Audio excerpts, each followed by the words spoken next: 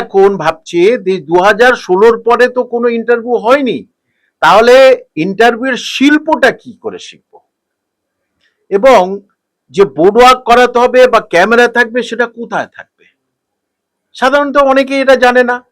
যেহেতু আমার অনেক আগের অভিজ্ঞতা আছে বামপন্নের সময়, সেই জন্যই বলছি যে এই ধরুন আমি বসে আছি, আমার পাশে পরপর তিনজন থাকবে, এই তিনজনের মাঝখানে যিনি থাকবেন তিনি কিন্তু সাবজেক্টের হেড, সেটা অনেকে জানেন না।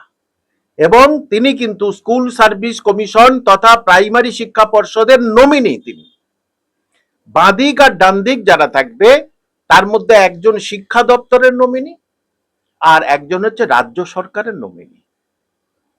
এটা হচ্ছে কে ইন্টারভিউয়ের নিয়ম। এইবারে ঠিক আমাদের পিছনে ক্যামেরা থাকবে, আর এই বাঁ পাশে থাকবে ব্ল্যাকবোর্ড, সেখানে বোর্ড ওয়ার্ক করতে হবে। এইটা বেসিক বলে দিলাম। আরেকটা জিনিস, স্টুডেন্টরা, আমি বেসিকটা আগে বলে দিই, স্টুডেন্টরা ভাবে যে তিনজন টিচার অধ্যাপক ওদের কাছে যেতে হবে, এই কথাটা ভুল। যে ওখানে ইন্টারভিউ দিতে এসছে সে কিন্তু শিক্ষক বা শিক্ষিকা,